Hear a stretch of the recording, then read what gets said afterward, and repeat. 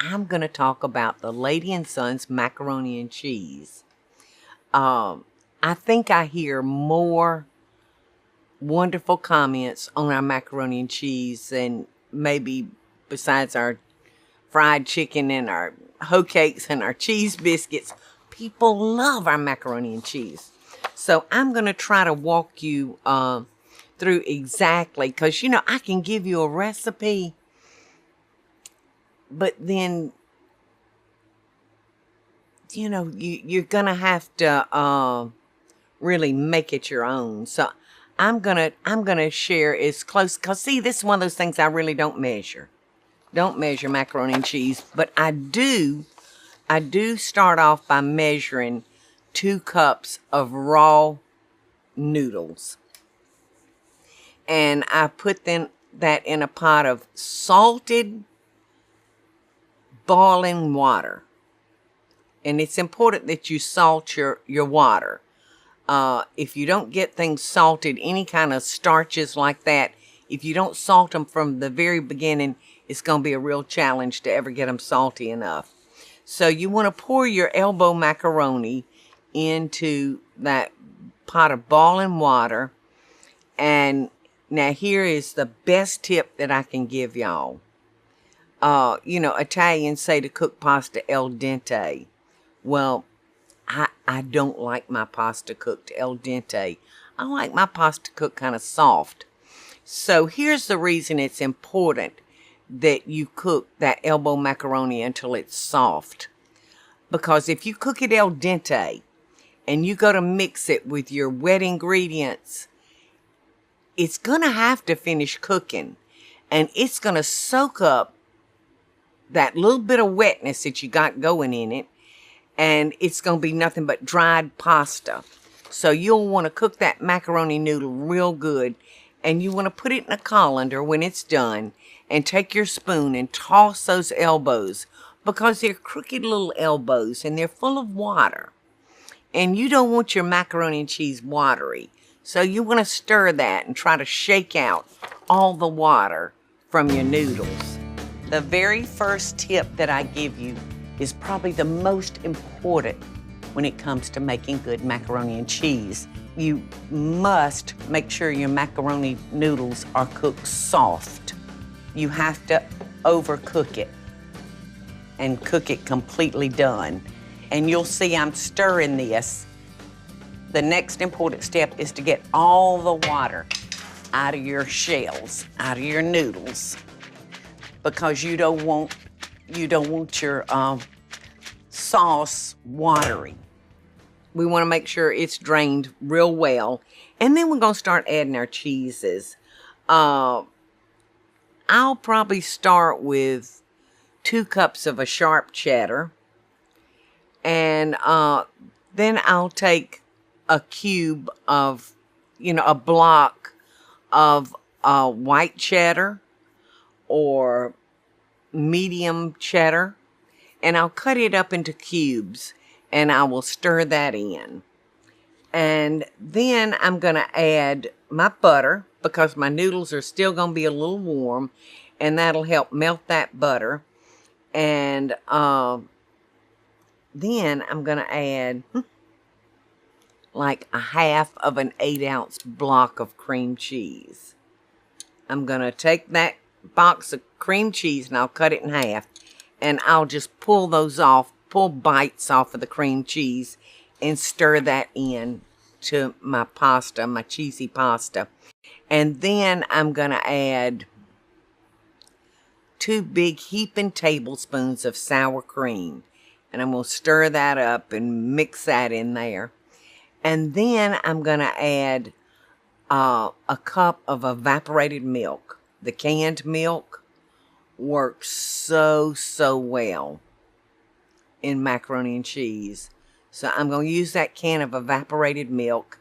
And then I'm going to add regular milk until it becomes almost the consistency of, say, a raw cornbread or a pancake batter.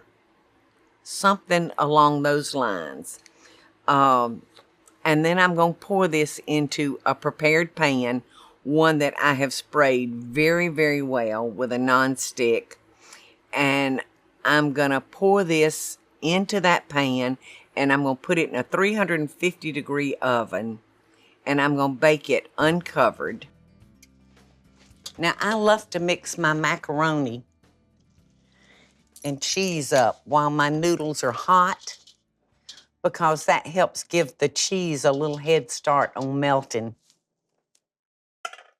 So the first thing I'm going to do is add some cheese.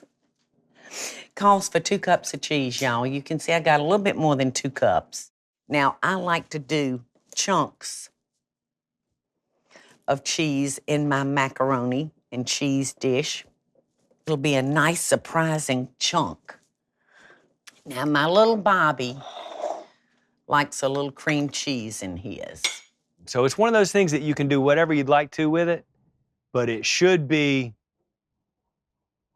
satisfying. See that cheese starting to melt and stick to my spoon? All right, now I'm gonna put a couple of tablespoons of butter. Okay, 3. We'll do 3. I don't ever recall my mom fixing a box of macaroni and cheese when I was growing up. Now, my liquid for my macaroni and cheese is an evaporated milk. So I'm gonna put about that much sour cream. And that's really the secret ingredient. Sour cream makes it creamy, and eggs bake it up like a souffle. All right, so in goes the eggs. And that's the last thing I put in, because my ingredients have had an opportunity to cool down. You don't want to put raw eggs into hot macaroni noodles because it'll curdle. It'll actually cook the eggs, and you don't want that to happen. All right, now I'm looking at this, y'all, and I'm fixing to make a judgment call. I almost think I want a little bit more milk in there. So I'm gonna add just a little bit of regular whole milk to it. And if I get too much milk in it, I can always let it cook a little longer. There, somehow that just makes me feel a little bit better.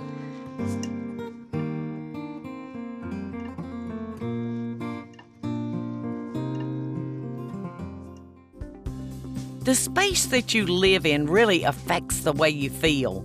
So my first recommendation is start by updating your window treatments with Smith & Noble. Smith & Noble's beautiful handcrafted blinds, drapes, shades, and shutters are custom made just for you, and they offer different service options to fit your needs. To get started today, contact Smith & Noble to get my special limited time offer, 25% off on your window treatments, plus free design consultation. Create a space that you're gonna love.